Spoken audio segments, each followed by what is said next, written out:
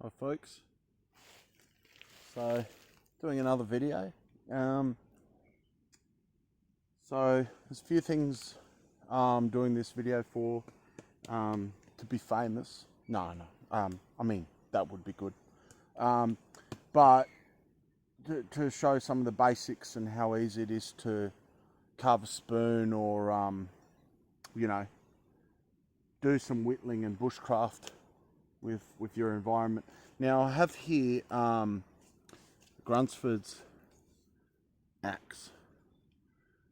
Now this isn't made to be a spoon carving or carving axe. I think it's a woodsman. It's just a small hatchet. You could do a whole range of things with. Very versatile size and design. Normally axes for carving have a bigger beard, like the beard, it's called the beard. It kind of goes around and curves around. Maybe more of a shoulder with the thickness of the blade and stuff. So it kind of stops at a certain point when you're kind of slicing. This does the trick for me because it's a good quality axe. It holds a good edge, and it does well for me. At the time when I was buying it years ago, they didn't have the carving axe, so I thought I'll use that anyway. And now I'll just use it as a carving axe. You could get maybe a better quality axe as far as, stuff you find in the hardware and stuff. But, you won't get an edge like this, but it'll probably do the job for what I'm about to show you. I have here a bit of chestnut oak. It's got a bit of where the wood starts to get mold and stuff, and that's when you get the spalting, but it hasn't got the spalting, but it does give it a coolish dynamic. So being oak, quercus, it's quite strong and beautiful once it's all cleaned up. This is a short piece, and it's got some splits, but if I cut it right with where the bowl's got to be and stuff, none of those splits will show up in the final design of the spoon. So it's like an eating spoon. You can still cook with it.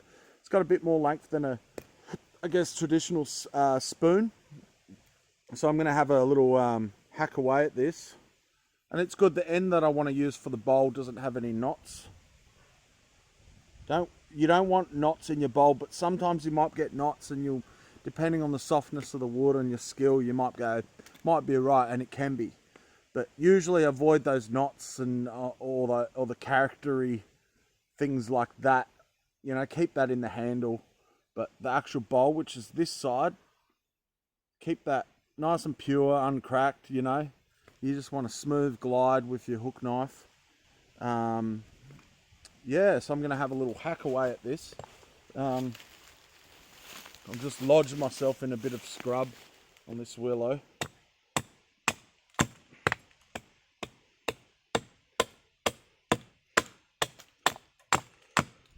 Some people will carry a stump with them, and you can have little grooves and stuff in the stump, which is great for spoon carving. You could even sit on a chair and have the stump, you know what I mean?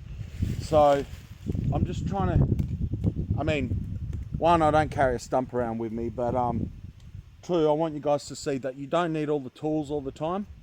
And I want you to know, sometimes it's better to make a start than wait until you have the perfect tools.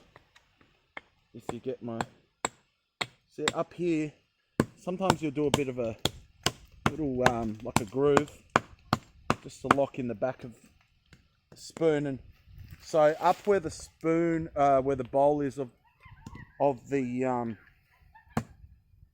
spoon, kind of cut into where, kind of like this. Watch your fingers, be careful. It looks scarier than it is. Just take your time. See what I mean? Some people will use a pencil and mark it all out, and that's fine too. I don't. Not usually, not this part. Just see how I'm just cutting in gently, and then I'm kind of working it down. So trying to get rid of a lot of what I call the meat. So when you put a blade, a smaller blade to a hand blade, like your carving knife, you know, you've cut away most of the heavy duty stuff, hopefully, and you get better with time and stuff. And I'm in a little bit of an awkward spot, so see how much I want to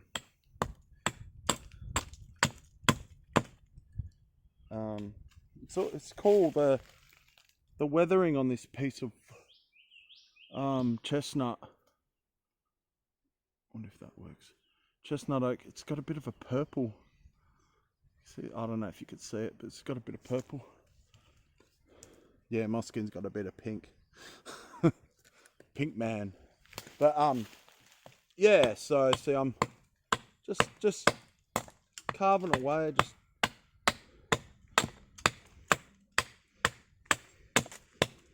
It's probably the easier part, the handle of the spoon, because you just kind of go.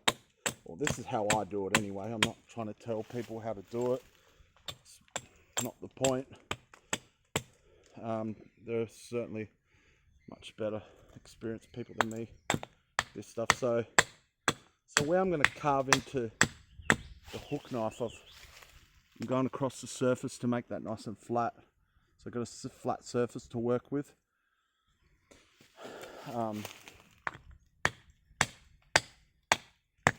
That's important.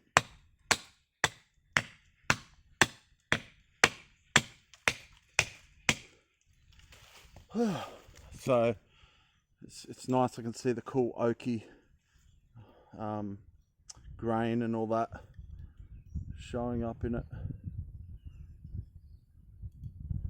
It doesn't look like much, guys, but that's the beauty of wood. I guess like a diamond in the rough. But wood's amazing, because to someone that doesn't know wood, you can have a piece of wood and someone's like, oh, piece of wood.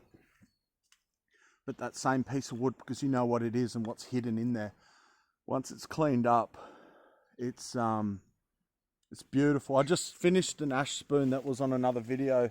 I'll get it out of my bag. Home 5, like, cue it up. Yeah, so just finished this one. It's got the swirling carved into it. Now, you do get spoon carving purists, and you know, they don't. Some of them, oh, you know, you tell them you use sandpaper to finish off stuff. Some of them are like, nah, you use a sharp blade and you know, you have those natural facets from the cuts. Me, I like to use sandpaper. I'm not saying I have to. I just love the finish I get with sandpaper. I don't mind using it. I like the dynamics of it. I find there's a lot of extra work in a very hard wood, especially a very hard knotty wood, to get a fine finish with just a blade. In fact, it's much easier and better results, in my opinion, on knotty hardwood to use sandpaper. But again, that's my opinion. And there are people they're I don't know if purist is the right word, but when it comes to spoon carving, you know, there's certain things, it's all traditional stuff, you know, and that's fine. If that's the road you want to go down.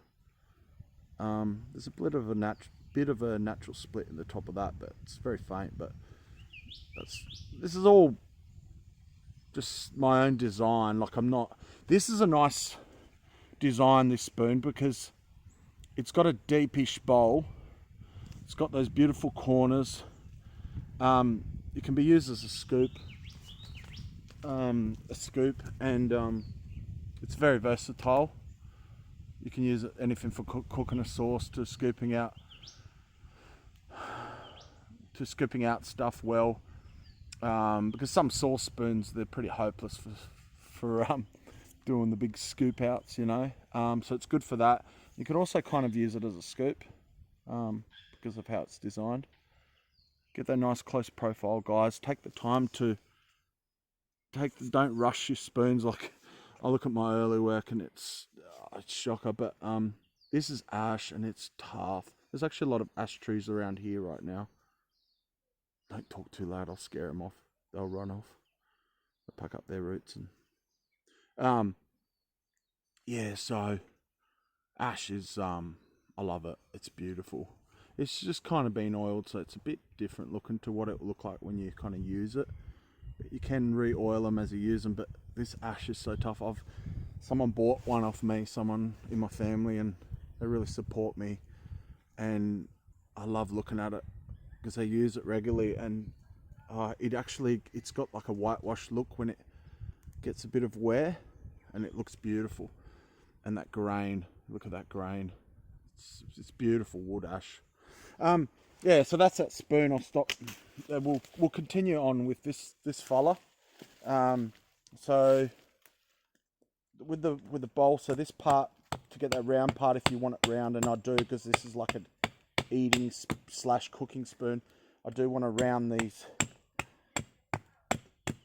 Now, do have to be careful, because the part where it's more rotten, where it started to get to that spalting kind of spalting's like a fungus that grows on something when the wood's exposed, you know. And so the wood's kind of a bit soft at that part, so it's kind of pale. So I'll cut into that a little bit. I'll cut a bit of that away because it's so soft. You don't want the too soft kind of part of it. As it goes towards more the heartwood, it gets a bit better and more stabilised and strong. So I'm just slowly rounding the end. Take your time. I find when I don't do this in a while, just swinging the axe like that, and you kind of choke it, especially when it's a sharp axe. Choking it means you grab it next to the head, and it's just all that leverage on your arm, and you get less control when you're over here, where if you choke it, you've got that finesse kind of control, depending on what you're doing. But if you're going for full swings, obviously you kind of hold the end. So probably finish a couple of bits.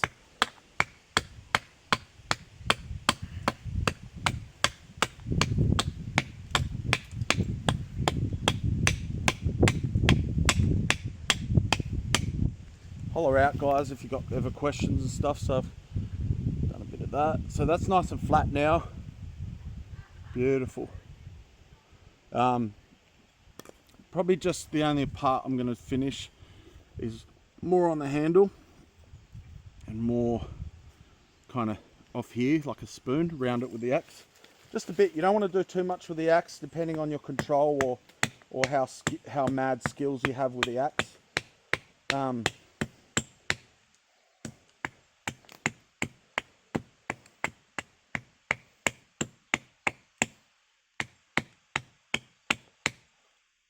So I've only done a bit. The rest I'll do with the knife. And then, yeah, so I've done that, and now I'll do more on the handle. And this, you know, if you stay tuned, when I finish this, if you watch this video, what you're seeing, this raw piece of wood, I'm sure in the future, when this is done, which take a bit of work, depends, you know, how quick I want to get it done, and, you know, it depends what life throws at me. But, you know, in future I will show this spoon. I don't like to promise, but, you know, hopefully one of the videos, maybe even the video after this lot, you'll see this spoon. I'll just bring it out kind of like I did with the ash spoon. Yeah, this is, you know, you got to appreciate, like, you know, you go cut a piece of wood and then you turn it into something that looks like that's how it was meant to be. And guys, that is so rewarding. And then I've gotten to a point, and I'm so grateful that people buy my spoons, you know, and people, I can't hold on to my spoons, and people are buying them. They're like, I want that. And it's such a kick. It's such a kick. It's the best feeling. It's like something you've made from your hands and learnt about, and you know, and developed the skills, and you know, and even got blisters over, because and look, like blisters for example, you can wear gloves. Like some people will always wear gloves, so don't feel like you got to be a barbarian like me with some things. And you know, a lot of people will do this with a lot softer woods. Highly recommend that. I sometimes have pretty soft woods, you know, but I guess I've been getting into the hard stuff, you know, and I just love some of these woods, and you learn about them, and you find them, you find spots where you can get wood and all that. And guys, it's the best feeling. Like it's you know, if it's something you're passionate about, but they, like, just don't forget, like a lot of these woods have good, like this stuff would be an awesome smoking wood, like smoke your meat, you know. So I don't mean like tobacco. Like, there's some fine oak there, Sonny. Fine oak. You know, so yeah, yeah, I'll finish up this a little bit, and yeah, and hope you guys, whoever ends up watching this or getting into it, you know, just really gets encouraged to take up bushcraft or spoon carving, because yeah, you know, my channel's not always going to be just spoons. Just where I'm at the moment too. See, I'm taking the time, because believe it or not, with the axe, if you can get a lot of wood off with the axe, leaving that nice knock at the end. I love leaving the natural things in the wood. Some people are like, no man, I need straight grain, don't nothing get in my, you know, nothing in my way, and they'll do the designs like that's their spoon design. My style's more like go with the wood kind of thing. I've got little things I do for sure. Just have fun, whatever you do. See, it's starting to look like a spoon, isn't it? Not really, yeah, a little bit. But yeah, so this is gonna be, I can't wait to show you guys the finished product. Who knows how much editing I'll do on this video and stuff. I'm a noob, so bear with me, to maybe show you more of this process for even the video you're watching right now. So a little bit more, you know what, I'm gonna actually set up this camera, bear with me, set it up closer for you guys so you get the full HD experience. Dolby surround. See, bear with me. No, that didn't give me what I wanted.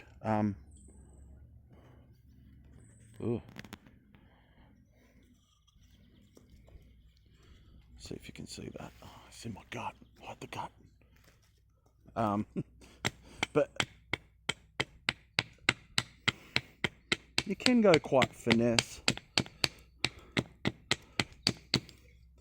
Probably do a bit more off the handle, because believe it or not, like I said, you learn to appreciate the work you do with the axe.